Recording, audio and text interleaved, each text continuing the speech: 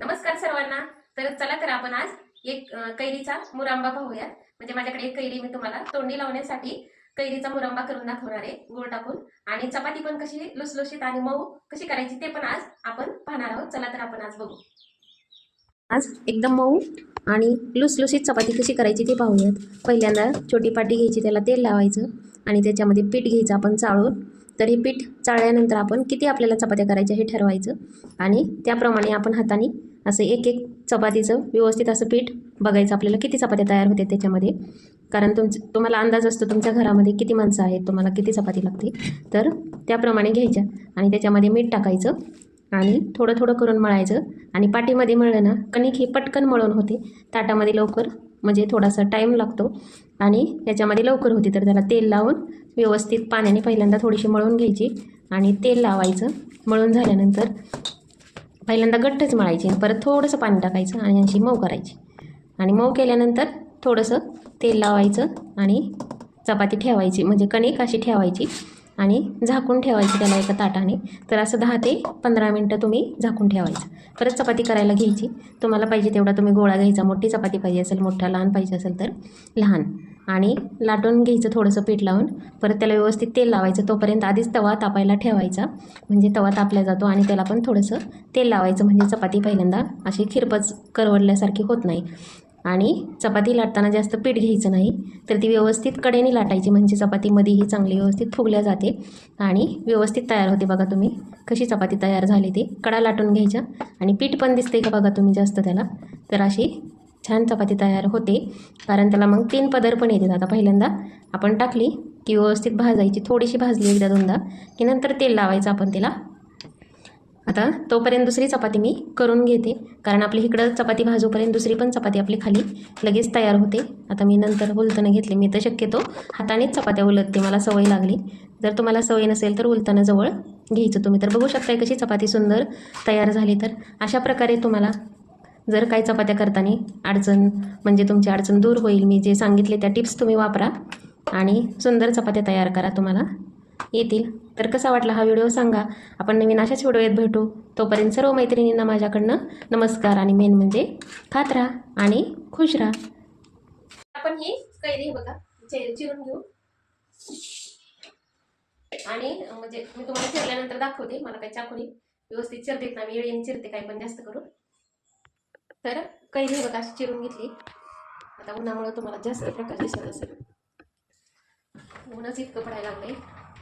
हे बघा आता कढई तापाय ठेवली आपण. तर त्याच्यामध्ये मी टाकला होता शॉर्ट व्हिडिओ, मला ही थोडी खाण्यासाठी ठेवते. हे बघा असं हलवत राहायचं.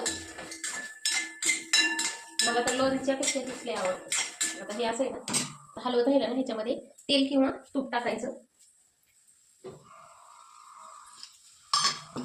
हे बघा तुम्ही बघू शकताय. तर मी ना थोडंसं ह्याच्यामध्ये तूप टाकते.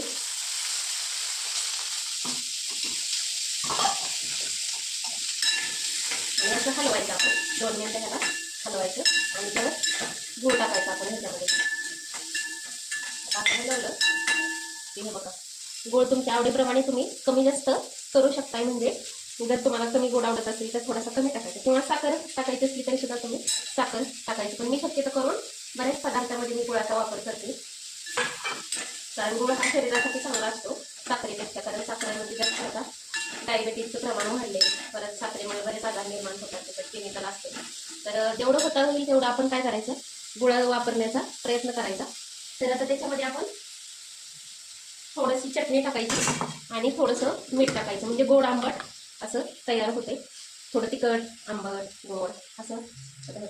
चटणी तुमच्या आवडीप्रमाणे, कारण तिखट आणि गोड हे कधीही आवडीप्रमाणे टाकावं लागतं. कधी कोणाचं तिखट जास्त असतं, कधी कोणाचं तिखट कमी लागते, परत गोड पण कोणाच्यात जास्त लागतं कोणाच्यात कमी लागतं. तर आता आपण याच्यामध्ये मीठ टाकू आणि आता गूळ काय करायचं, गूळ आपला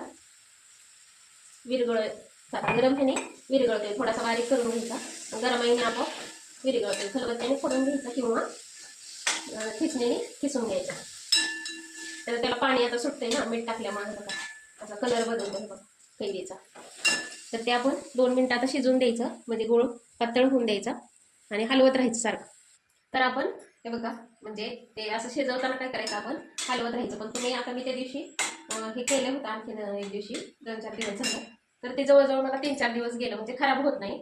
आता माझ्याकडे काही फ्रीज नाहीये, आणि जर तुमच्याकडे फ्रीज असेल तर तुम्ही करून पण अशा कैऱ्या आणून फक्त त्याच्या आपण मधलं नाही घ्यायचं, कडन चिरायचं, आणि जे आपला कोळीचा मधला भाग आहे ना, आता मी हे बघा, ही कुई बाजूला काढलेली, म्हणजे मधला भाग आहे तो बाजूला काढलाय, फक्त कडायचं चिरून घ्यायचं. लोणचं पण तशा प्रकारे तुम्ही करू शकता जर तुम्हाला कोळी आवडत नसेल तर. आणि हे फ्रीजमध्ये म्हणजे 15 ते दिवस, महिनाभर सुद्धा व्यवस्थित राहील, कारण असं बिगर फ्रीजचं सुद्धा हे, कारण संपूनच जातं. तर आता मी केलेलं 4 ते 5 दिवस गेलं होतं, 2 आंब्यांचंच मी केलं होतं.